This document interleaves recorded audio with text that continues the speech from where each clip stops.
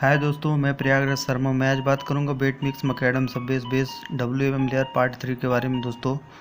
तो दोस्तों आज देखेंगे हम कि ministry of road transportation and highway में जो इसमें डिटेल्स दिया गया कि प्रिपरेशन ऑफ मिक्स को कैसे तैयार किया जाता है WM के बारे में। तो उसमें आप देखेंगे क्लॉज 406.3.3 में, तो उसमें लिखा हुआ है details preparation of mix bed mix macadam shall be prepared in an approved mixing plant of suitable capacity having provision for controlled addition of water and force positive mixing arrangement like pug mill or pan type mixture of concrete batching plant. The plant shall have following features. तो दोस्तों इसमें कहा गया कि बेट mix मकैडम को उपयुक्त क्षमता के अप्रूव्ड मिक्सिंग प्लांट में तैयार किया जाएगा और जिसमें पानी को कंट्रोल करने के लिए प्रोविज़न होते हैं और कंक्रीट बैचिंग प्लांट के पैन टाइप के मिक्सचर जैसे फोर्स पॉजिटिव मिक्स व्यवस्था होगी, जिसमें ऐसा प्लांट यूज किया जाएगा इसमें। और उस प्लांट में जो है दोस्तों, उस प्लांट में निम्नलिखित विशेषताएं होंगी जैसा कि इसमें बताया गया है। तो फर्स्ट बोला गया है इसमें कि for feeding aggregates 3-4 bin feeders with variable speed motor. दोस्तों इसमें कहा गया कि एग्रीगेट को फीड करने के लिए 3-4 बिन और फीडर विभिन्न स्पीड मोटर्स के साथ होना चाहिए प्लांट में।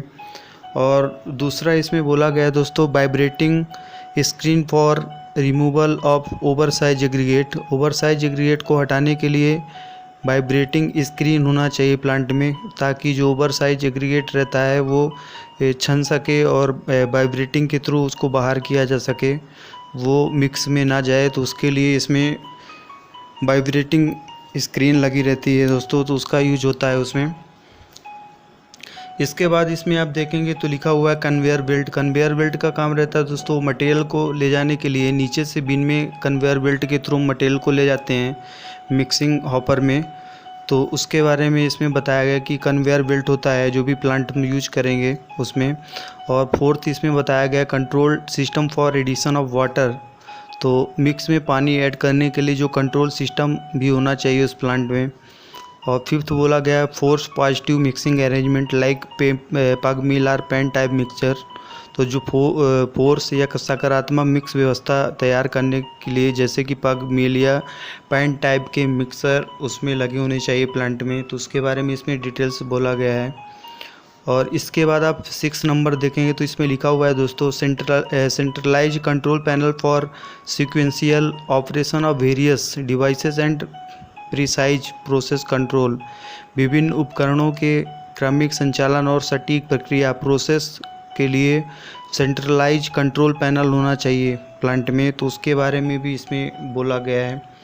और इसके बाद लास्ट जो डिटेल्स इसमें बताया गया सेफ्टी डिवाइस के बारे में कि इसमें हमको जो भी हम प्लांट लगाएंगे वहाँ तो जो सेफ्टी डिवाइस होना चाहिए, जैसे आग लग जाती है तो आग के लिए जो गैस के सिलेंडर्स होते हैं वो होना चाहिए। तो सेफ्टी डिवाइस में सुरक्षा उपकरण भी होना उसमें ज़रूरी रहता है दोस्तों। तो उसके बारे में इसमें बताया गया है। इसके बाद इसमें डिटेल्स दी हुई है दोस्तों। आगे लिखा हुआ है कि optimum moisture for mixing shall be determine in accordance with IS 2720 part 8 after replacing the aggregate fraction retained on 22.4 mm sieve with material 4.75 mm to 22.4 mm size. While adding water, due allowance should be made for evaporation losses. However, at the time of compaction, water in the wet mix should not vary from the optimum value by more than agreed limits. The mixed material should be uniformly wet and no segregation should be permitted. तो दोस्तों इसका मतलब ये हुआ कि इसमें कहा गया है कि मिक्स के लिए ऑप्टिमम मॉइस्चर कंटेंट जो ऐड रहता है, जो भी हम मॉइस्चर उसमें मिलाते हैं, तो उसके बारे में इसमें डिटेल्स बताया गया है कि मिक्स के लिए ऑप्टिमम मॉइस्चर का निर्धारण IS 2720 पार्ट 8 के अनुसार किया जाएगा। जो IS कोड है, इंडियन स्टैंडर्ड कोड है, IS 2720 पार्ट 8 के अकॉर्डिंग किया जाएगा। और जो 22.4 mm की छन्नी पर रखे गए कुल अंश को 4.75 mm से और 22.4 mm आकार का मटेरियल के साथ बदलने के बाद उसे निर्धारित किया जाएगा दोस्तों।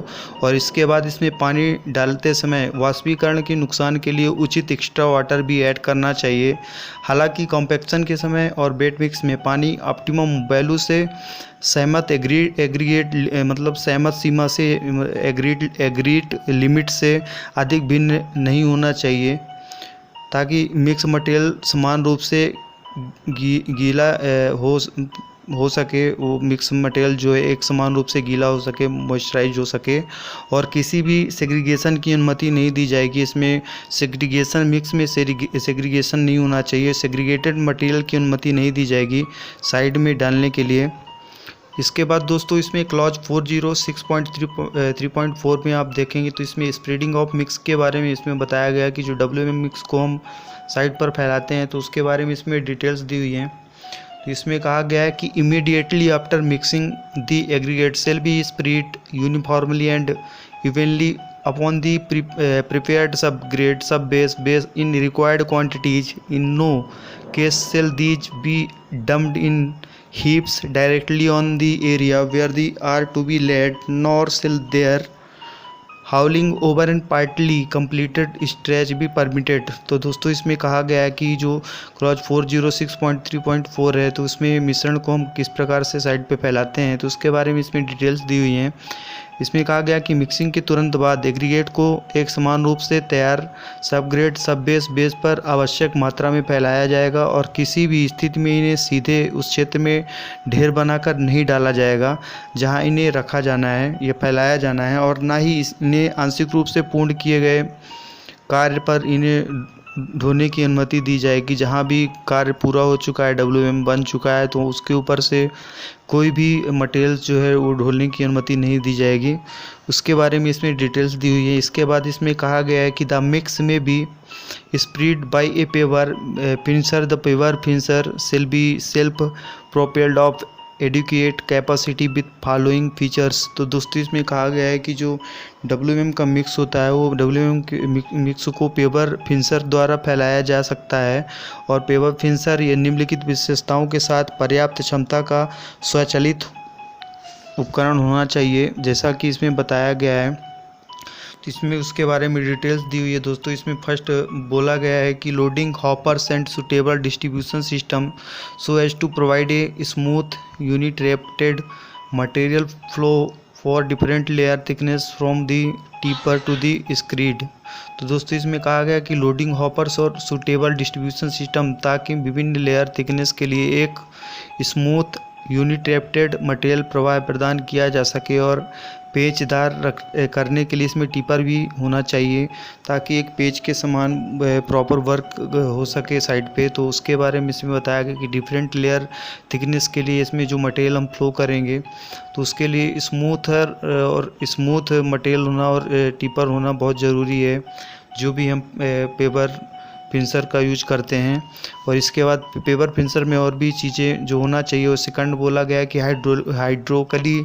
हाइड्रोकली operated telescopic screed for paving with width up to 8.5 meter and fixed screed beyond this. The screed shall have tamping and vibrating arrangement for initial compaction of the layer. तो दोस्तों इसमें कहा गया है कि 8.5 मीटर तक की चौड़ाई के लिए हाइड्रोलिक रूप से संचालित टेलीस्कोपिक पेंच और इससे आगे तय किया गया पेंच में टैपिंग होगी, और लेयर के इनिशियल कॉम्पैक्शन के लिए वाइब्रेटिंग अरेंजमेंट भी होना चाहिए ताकि जो भी हमारी लेयर है WM की वो प्रॉपर कॉम्पैक्टेड हो सके पेपर सेंसर के द्वारा, पेपर फिनिशर के द्वारा। तो इसके बारे में तीसरा स्टेटमेंट दिया गया है कि automatic levelling control system with electronic sensing device to maintain mat thickness and cross slope of mat during laying procedure. तो दोस्तों इसमें कहा गया है कि लेइंग प्रोसीजर के दौरान जब भी लेइंग का कार्य होगा साइड पे, तो उसके दौरान मेट की थिकनेस जो है, जो भी हम WM बिछा रहे हैं तो उसकी जो थिकनेस है वो मेट के क्रॉस स्लोप को बनाए रखने के लिए इलेक्ट्रॉनिक सेंसिंग डिवाइस के साथ ऑटोमेटिक लेबलिंग कंट्रोल सिस्टम होना चाहिए जो कि लेयर की लेवल और थिकनेस को बना कर रखे। इसके बाद दोस्तों इसमें और भी डिटेल्स दी हुई है। नीचे इसमें कहा गया है कि इन exceptional cases where it is not possible for the paper to be utilized, mechanical means like motor grader may be used with the prior approval of the engineer. The motor grader shall be capable of spreading the material uniformly all over the surface. तो दोस्तों इसमें कहा गया है कि असाधारण मामलों में जहां पेवर का उपयोग करना संभव नहीं है तो इंजीनियर के पूर्व अनुमोदन से मोटर ग्रेडर जैसे यांत्रिक साधनों का उपयोग किया जा सकता है और मोटर ग्रेडर मटेरियल को पूरी सतह पर एक समान रूप से फैलाने में सक्षम होता है या सक्षम होगा। तो इस तरह का हमको मोटर ग्रेडर यूज करना है जो प्रॉपर तरीके से साइड पे मटेरियल को फैला सके। और इसमें कहा गया है कि the surface of the aggregate shall be carefully checked with template and all high or low spots remedial by removing or adding aggregates as may be required. The layer may be tested by depth blocks during construction. No segregation of layer and fine particles should be allowed. The aggregate as spread should be of uniform gradation with no pockets of fine materials। तो दोस्तों इसमें कहा गया कि aggregate की सतह को template के साथ सावधानीपूर्वक चेक किया जाएगा और निर्माण के दौरान गहराई ब्लॉक या डेप्थ ब्लॉक्स जिसको हम कहते हैं तो डेप्थ ब्लॉक्स के द्वारा लेयर का परीक्षण किया जा सकता है और कोर्स एंड फाइन पार्टिकल के सेग्रीगेशन की अनुमति नहीं दी जानी चाहिए। एग्रीगेट को यूनिफॉर्म ग्रेडेशन में फैलाना चाहिए जिसमें फाइन मटेरियल की कोई अधिक मात्रा नहीं होनी चाहिए, उसमें सेग्रीगेशन नहीं होना चाहिए। Proper course and fine aggregate का जो रेशियो है प्रॉपर मिक्स होना चाहिए साइड पे ताकि वो प्रॉपर इंटरलॉक हो सके, आपस में प्रॉपर बॉन्ड बना सके। तो इसके बारे में इसमें डिटेल्स दी हुई है। इसके बाद इसमें कहा गया कि the engineer may permit a manual mixing and और laying of bed mix macadam where small quantity of bed mix macadam is to be executed. Manual mixing laying in accessible remote locations and in situations where use of machinery is not feasible can also be permitted. Where manual mixing laying is intended to be used, the same shall be done with the approval of the engineer। तो दोस्तों इसमें कहा गया है कि जहाँ पर small quantity में बेड मिक्स मकैडम डाला जाना है वहाँ इंजीनियर मैनुअल मिक्सिंग और लेइंग की अनुमति दे सकता है और बेड मिक्स मकैडम को मैनुअल मिक्सिंग और लेइंग की अनुमति दे सकता है और दूरस्थ स्थानों में जहां पर हम पेपर पिंसर का यूज नहीं कर सकते हैं या कि हम मोटर ग्रेडर यदि वहां यूज नहीं कर सकते हैं तो मैनुअली हम दुर्गम या दूरस्थ स्थानों में मैनुअल मिक्सिंग और लेइंग की जाएगी। और ऐसी स्थितियों में जहां मशीनरी का उपयोग संभव नहीं है तो वहाँ पर भी मैनुअल मिक्सिंग एंड लेइंग की अनुमति दी जा सकती है।